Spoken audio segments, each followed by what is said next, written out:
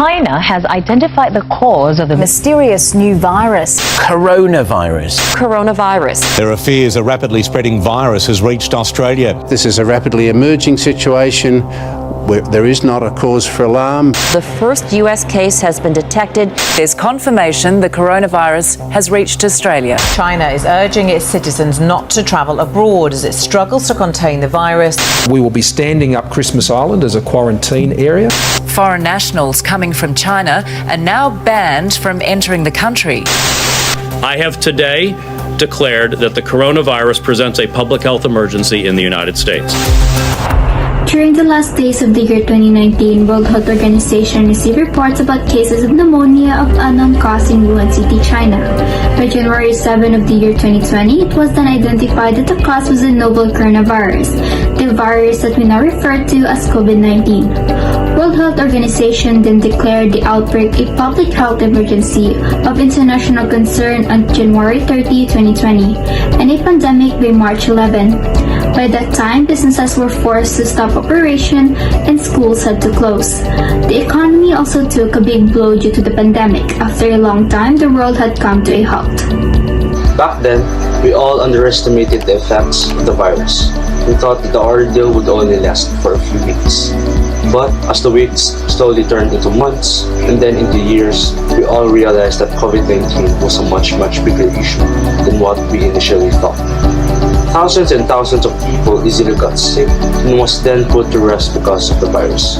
As time continues to pass, we slowly learn how to cope with it and live with our current situation. The COVID-19 virus has been around for 3 years now. Since the beginning of the pandemic, medical experts have been advising and implementing certain practices to the public to reduce the risk of getting infected by the virus. Even until now, with various vaccines being developed to gain resistance and immunity, the same practices are still highly encouraged. One of these practices is social distancing. Social distancing, by definition, is where an individual stays a certain range, preferably 1 meter away from other people to lessen physical contact. Canceling large social gatherings such as sporting events and concerts, as well as closing schools, bars, and restaurants, and having people work from home instead of an office are all examples of social distancing strategies. However, it also implies limiting your interaction with anyone other than your immediate family with whom you live. This practice is important as it reduces the chances of the virus getting transmitted to another person. You are protecting not just yourself, but also everyone around you by exercising social separation. Although coronavirus symptoms may take up to 2 weeks to appear, you can still contract the infection and spread it to others without realizing it. Anyone of any age can become infected with the coronavirus. However, the elderly and those with impaired immune systems such as cancer survivors, stroke survivors, diabetics, and those with other chronic illnesses are likely to suffer the most severe consequences. You are protecting those most vulnerable populations of people by choosing to socially remove yourself. Obviously, there are situations in which you may not be able to maintain complete social distance.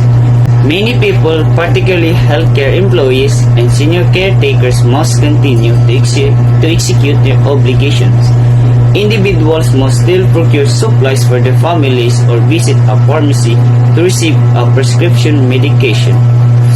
However, if most of us do our part and avoid social situations until absolutely necessary, we can help to ease the development of this virus. This will truly be a team effort, but we will accomplish it with each other's aid.